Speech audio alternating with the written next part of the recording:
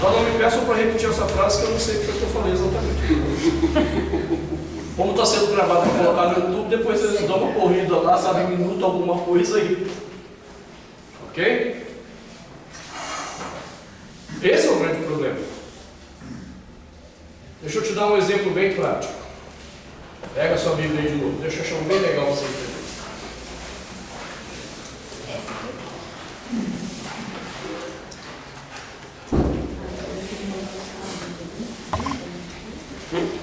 João. Esse texto de João é ótimo. Tem vários problemas de pressupostos aqui que a gente tem assumido.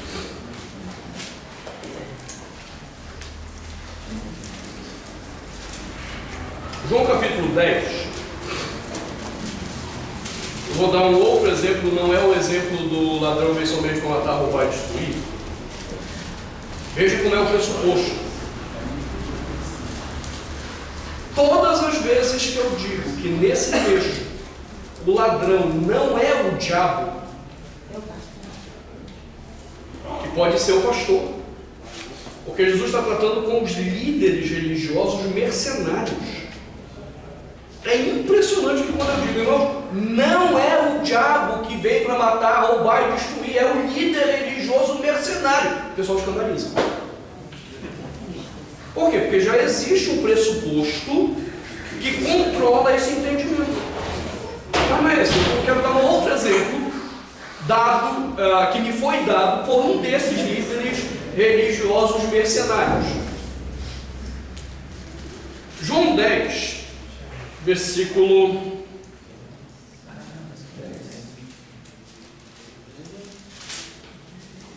10. 10.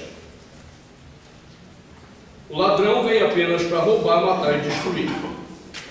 Eu vim para que tenham vida e a tenham em abundância.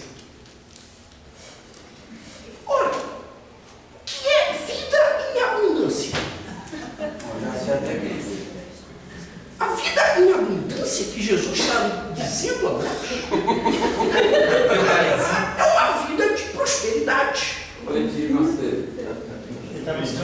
Você dá o seu dízimo ao Senhor. Você coloca no pescoço de Deus e obriga Deus a dar a vida em abundância que Ele prometeu. É Deus por isso.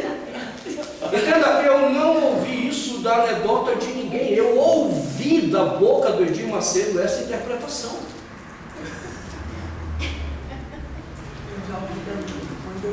Ele pega a palavra abundância e, como a mente dele é controlada pela teologia da prosperidade, toda vez que aparecer vida e abundância não sei do que, isso tem a ver com prosperidade na cabeça dele. Olha o pressuposto que controla a hermenêutica da palavra.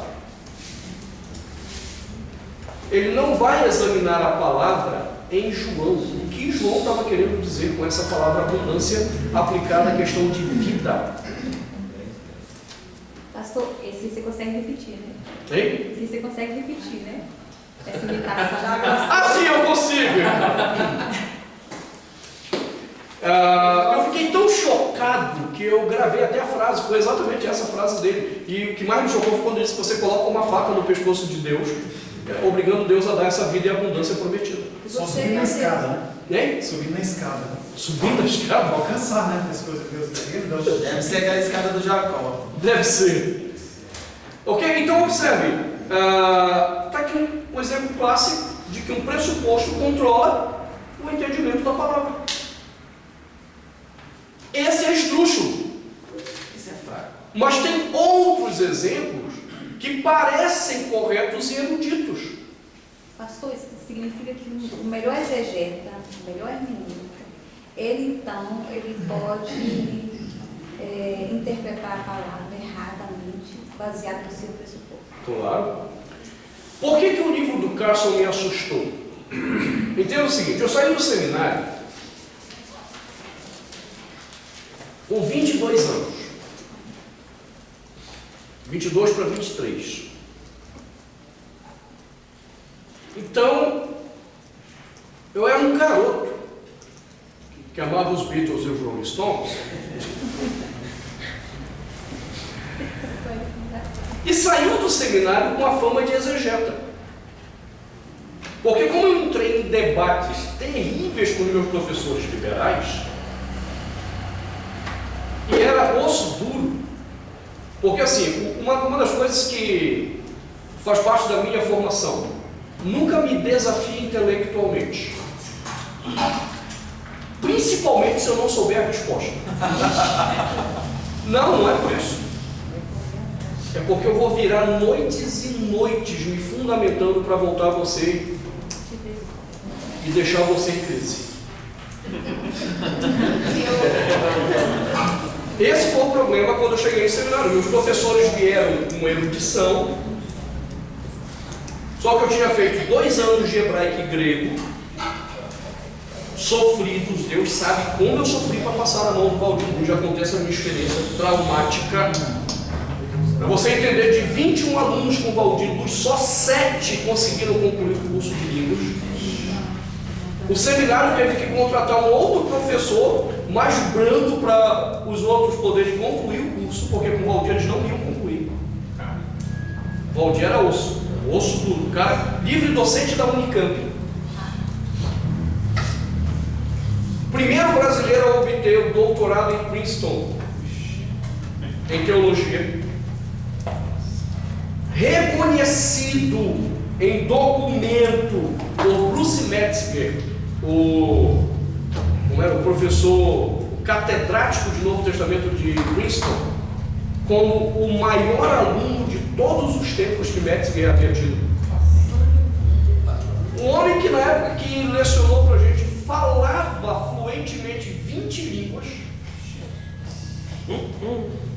Dessas 20 línguas, 11 ele tinha autorização dos governos para ensinar para nativos a língua.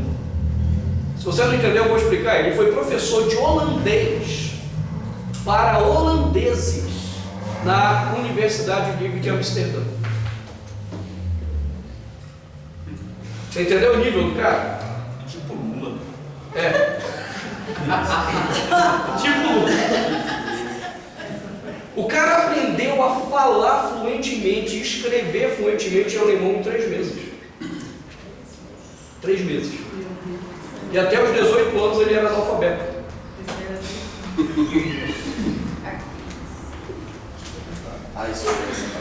Agora o momento carrasco, nesse sentido de exigência dos alunos. Então entenda, eu passei 2 anos, eu sobrevivi, sobraram 7. Eu era o 7º, literalmente o 7º. Barriqueiro. Rapaz, eu estava bem, porque de 21, ou seja, dos 7, eu era o burrinho. Dos 6, o 7º era o burrinho, porque os outros 6 passavam sem dificuldade. O 7º só Deus sabe o sofrimento que foi. Agora, por que eu havia disposto o coração para sofrer? Porque eu entendia que aquilo era necessário se eu queria entender a Bíblia. Dominar hebraico e grego e aramaico era essencial. E aí, quando eu vou para a exegese, meus professores de exegese eram liberais. Quando a gente começou a discutir pontos que eu não sabia responder, eu ia para a biblioteca. Para você entender, eu ia por ano. No seminário, em média, 80 livros por ano. Somente para chegar na sala de aula e quebrar com o professor. Por isso que tu era 7 mesmo. Ia te matar na unha. Então, você quer realmente me provocar, me desafiar intelectualmente. Eu tenho prazer nisso, em ser desafiado intelectualmente. E aí, saí do seminário com a fama, esse cara é um exegeta. Minha última exegese foi em 1 Pedro, Meu professor passou 6 meses argumentando porque Pedro não tinha escrito, porque aquele texto não era de Pedro.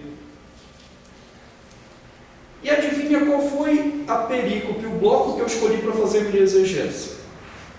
Capítulo 1, versículos 1 e 2, que diz Pedro, apóstolo de Jesus, só para mostrar por que Pedro tinha escrito. E eu escrevi 60 páginas de argumentação.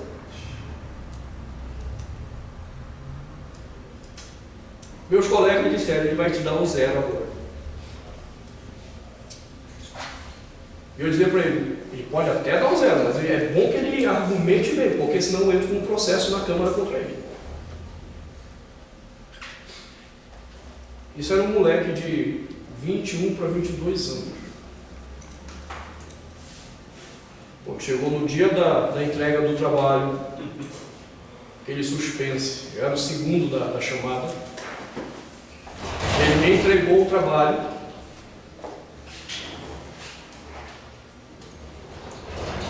Ele havia dado 10. Na hora que ele me entregou o trabalho, com raiva, ele me disse: continuo não concordando com você, mas a argumentação está perfeita.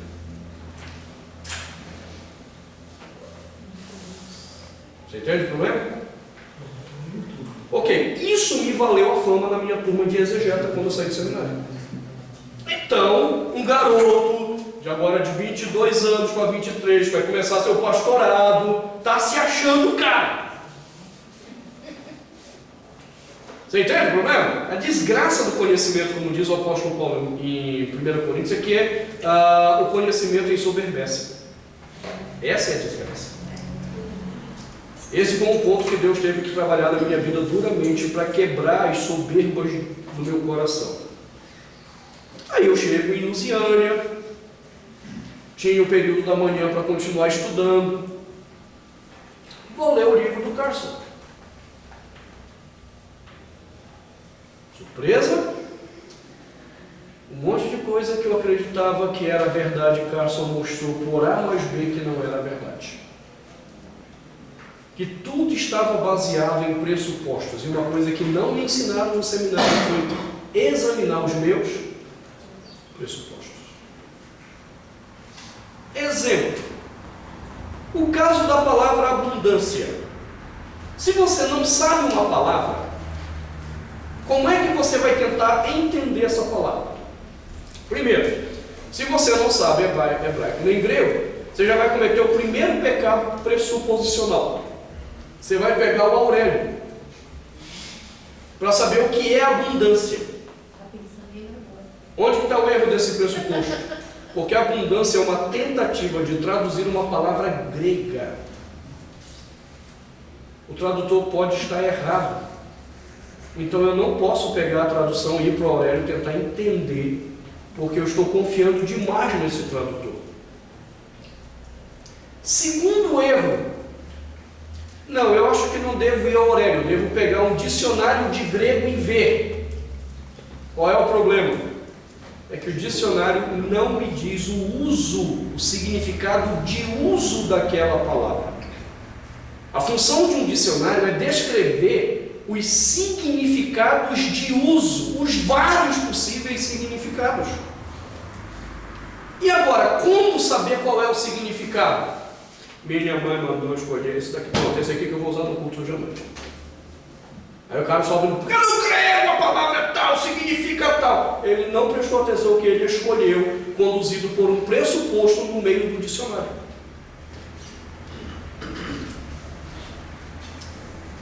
Aí cara só me fez entender um monte de coisa. Eu disse, caramba, me lasquei.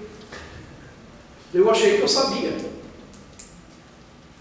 Qual o próximo passo? Eu tenho que ir para um mestrado, não tem jeito. Eu tenho que resolver esse problema. Eu tenho que saber como controlar o pressuposto que me faz querer enxergar o significado e o texto como eu enxergo. Aí eu vou fazer um mestrado. me ajudou a entender algumas coisas, mas a parte lexicográfica falhou. Eu disse, complicou de novo. Onde que eu vou aprender esse negócio para me livrar dos meus pressupostos? Aí haja procurar na internet cursos de linguística que tivesse relação direta com essa questão. Aí descubro a pesquisa da análise do discurso. Mestrado em linguística do Mackenzie é focado em análise do discurso. Vamos lá. Eu sempre foi outro sofrimento, foi outro parto. Porque só tinham 20 vagas. Alunos de várias faculdades conceituadas, porque o mestrado e doutorado em linguística textual do Mackenzie é um dos mais respeitados no Brasil. Só para você ter ideia, alunos da Unicamp, USP, PUC São Paulo, o FRJ, tudo lá em São Paulo querendo uma vaga no Mackenzie. Aí chega um doido da teologia lá se candidatando a uma bolsa do mestrado, a uma vaga no mestrado.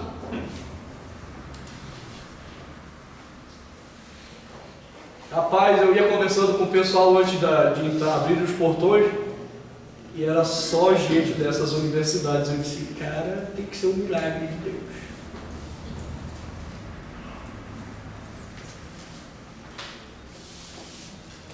Aí encontrei um doido lá que era conhecido meu, que tinha acabado o curso dele de teologia, estava em processo de ordenação. Eu disse, cara, que bom te encontrar, meu amigo. Ele, ô pastor, o senhor aqui? Eu disse, rapaz. Cara, eu estava me sentindo um desorientado aqui, só eu da teologia, tentando passar nessa prova de mestrado aqui. Eu achei você, que legal. Ele disse, não, pastor, mas eu fiz letras na USP também. Tá bom. Obrigado pelo apoio. Obrigado pelo apoio. Mas eu sabia que eu precisava ingressar naquele programa. Quer eu passasse naquela prova ou não, eu ia tentar de novo, porque era ali que eu precisava me exorcizar de alguns pressupostos. E, como diriam aqueles sacrossantos cantores, para nossa alegria, quando saiu o resultado de todo o processo, eu havia sido classificado em primeiro lugar. E aí foi uma surpresa, aí foi. Eu estava tentando o 20º lugar, cara. Primeiro lugar.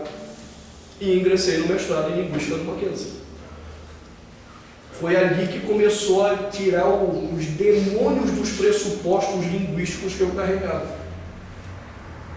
Agora sim, eu consigo entender bem os meus pressupostos quando eu vou à Bíblia. E fica mais fácil para mim quando alguém me questiona sobre uma interpretação que eu dei, e isso não me ofende, porque não está em jogo a minha verdade, mas o meu pressuposto. Então algumas pessoas me questionam sobre algumas interpretações e eu paro para pensar, será que eu engoli algum pressuposto furado? E já descobri pressupostos furados.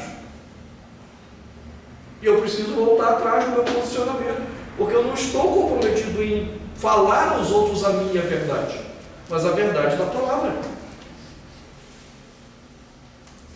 O pessoal de aconselhamento que está aqui para entender isso, eu mencionei isso aqui, é essencial.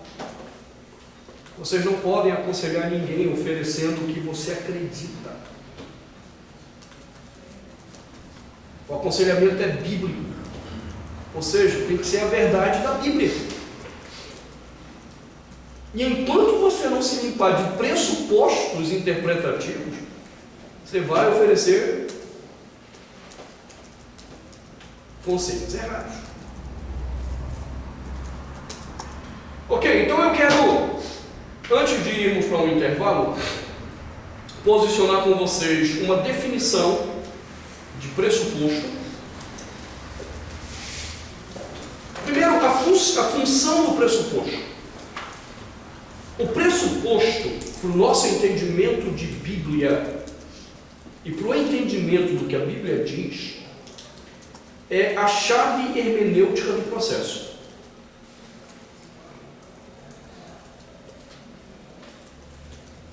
Então, dentro da funcionalidade, o pressuposto é a chave hermenêutica do processo.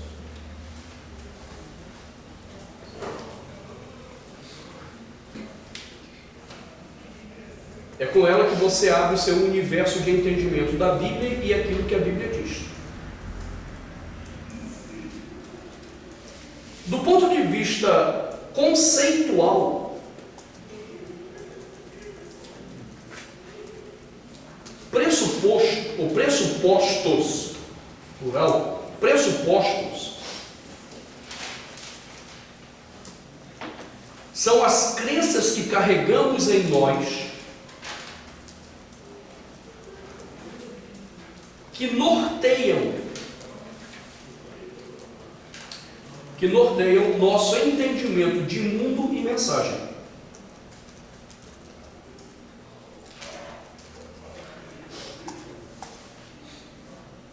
Compreende bem isso? São crenças que carregamos em nós, elas estão aí, talvez você não saiba. Ao longo da sua vida, desde que você nasceu, e quando eu digo nasceu, eu não estou falando quando você veio à luz. Eu estou falando na hora que houve a concepção. No ventre da tua mãe, você começou a carregar o seu entendimento de pressuposto. E isto hoje é fato, não é interpretação.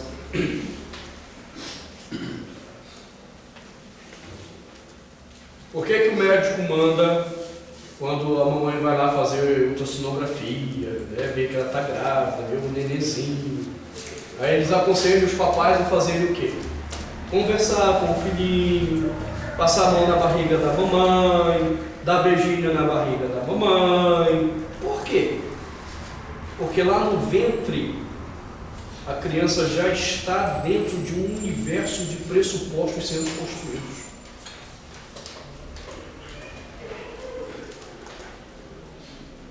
Isso para mim foi muito chocante quando eu assisti um documentário sobre aborto.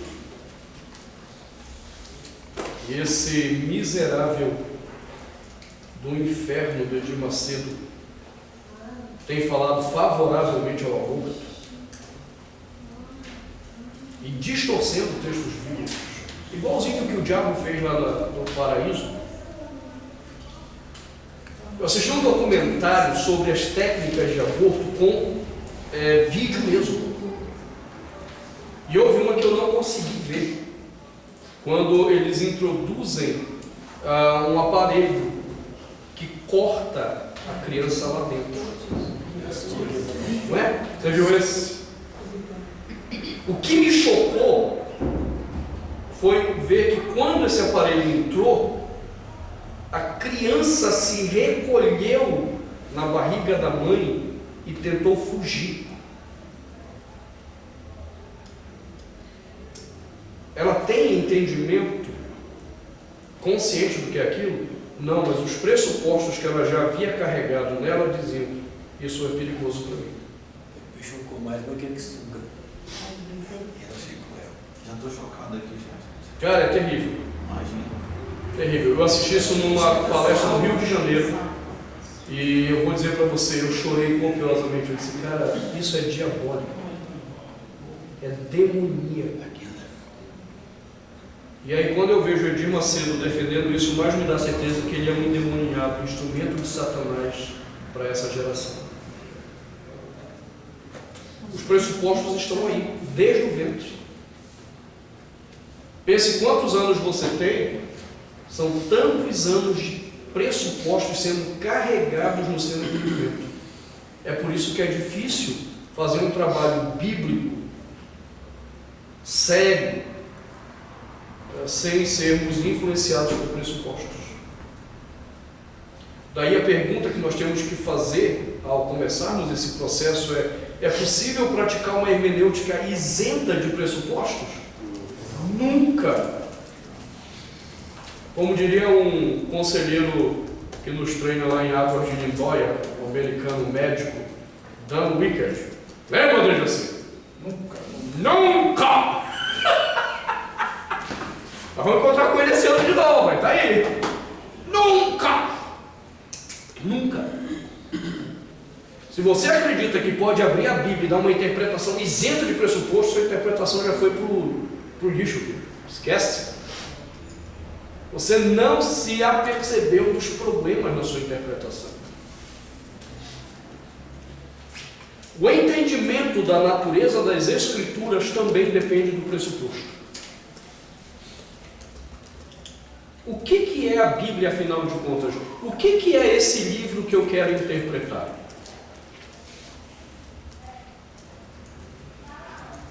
Você tem que definir agora qual é a natureza, à luz dos pressupostos desse livro que está na sua mão. E após o intervalo eu quero mostrar 3 pressupostos de entendimento sobre a Bíblia e como eles influenciam a sua hermenêutica, a sua interpretação. Então vamos dar o nosso intervalo para a gente compensar um pouco aí, 10 minutinhos só para tomar uma água. Tem esse banheiro aqui, tem um banheiro no fundo. Só não use o banheiro lá da outra sala, por favor, porque está tendo uma reunião lá, tá? Mas tem 2 banheiros aqui que podem ser usados.